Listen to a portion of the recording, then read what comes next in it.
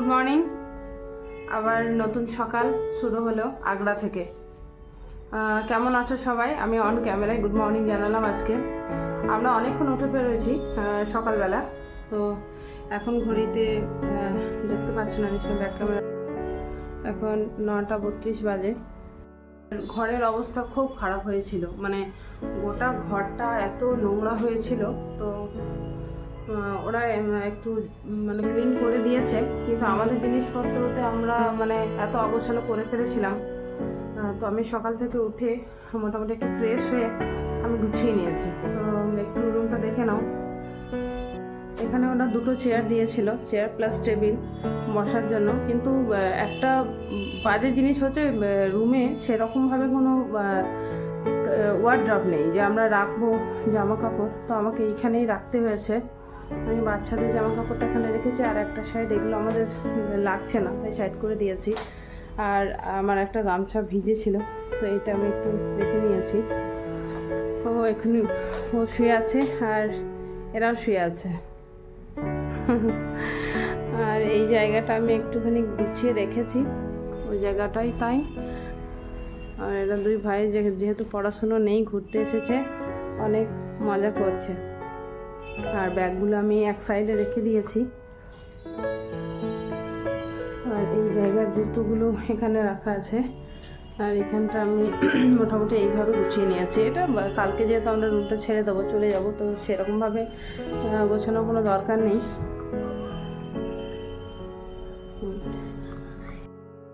আবার স্নান করব, স্নান করে এবার বেরোবো তাজমহলের উদ্দেশ্যে। তার আগে খাওয়া দাওয়া করে নেব।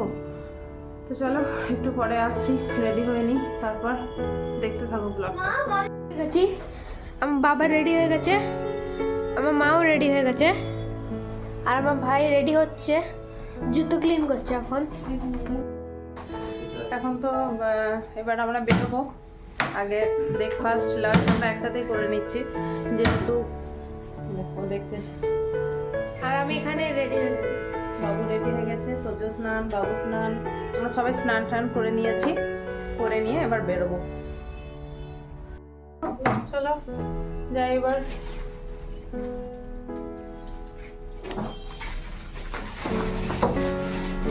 বাইরে গিয়ে দেখাচ্ছি।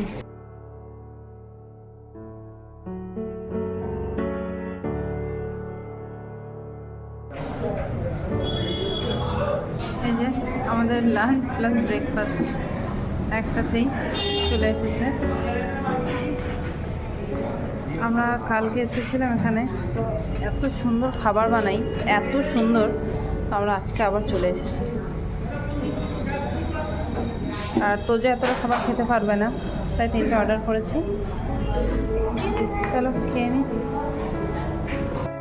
তোমরা ভাবছো যে আমি লাঞ্চ আর ব্রেকফাস্ট করে নিচ্ছি একসাথে, কেন বলেছি? কারণ অনেকটা সময় হয়ে গিয়েছিল, সময় ছিল 11:30টার মতো। তো না লাঞ্চ করার সময় ছিল, না ব্রেকফাস্ট করার। তো আমি একসাথেই লাঞ্চ আর ব্রেকফাস্ট বলেছি, এটা কেউ ভুলভাবে হয়তো নিও না। চলো খাওয়া হয়ে গেছে, এবার আপনার তাজমহল দেখতে যাবো।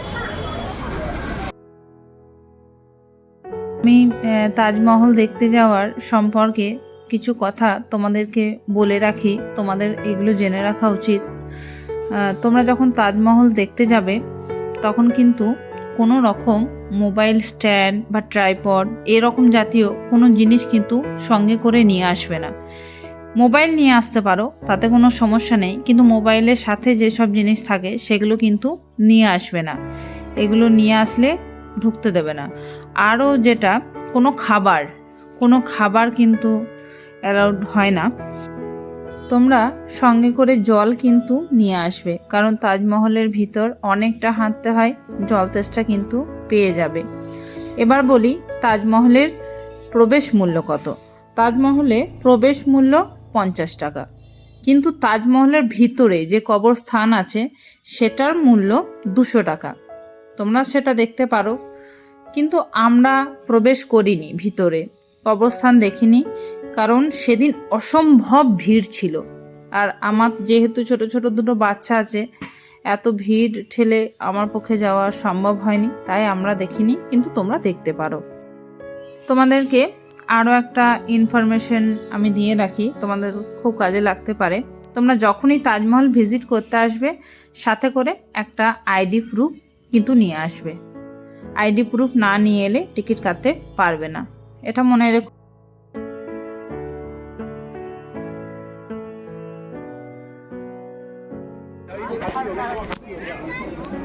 ये करो तुम आज भी आता है 9 बजे खींचो बजे तक मैं खींच रहा हूँ सही आओ ऊपर से भी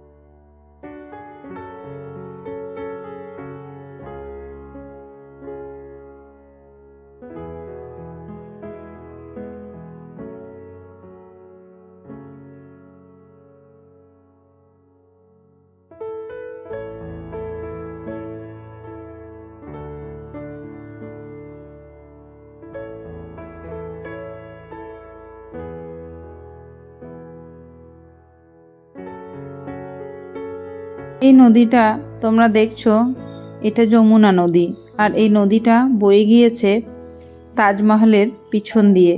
এখানকার ভিউটা এত সুন্দর, এত সুন্দর, তোমরা দেখো।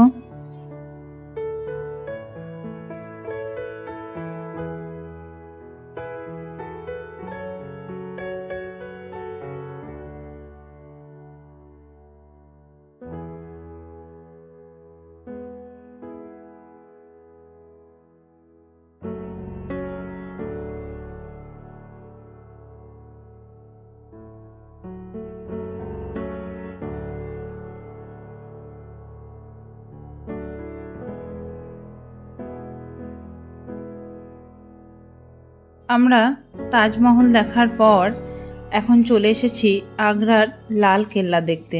আর এই লাল কেল্লা সম্পর্কে সেরকম কিছু জানা না থাকলেও কিছু অন্তত তোমাদেরকে বলে রাখি। এটি কিন্তু ভারতীয় উপমহাদেশের শাসক মুঘল রাজবংশের রাজকীয় আবাসস্থল ছিল, আর মুঘল স্থাপত্যের এক অনবদ্য নিদর্শন ছিল। কেল্লাটি 1982 সালের সাংস্কৃতিক ঐতিহ্যবাহী স্থান হিসাবে 3 নম্বর বিভাগে ইউনেস্কোর বিশ্ব ঐতিহ্যবাহী স্থানের অন্তর্ভুক্ত হয়। আর এই দুর্গটি ভারতের উত্তরপ্রদেশে অবস্থিত, যমুনা নদীর তীরে। তাজমহল থেকে আগ্রার ডিস্টেন্স 2.5 কিলোমিটার।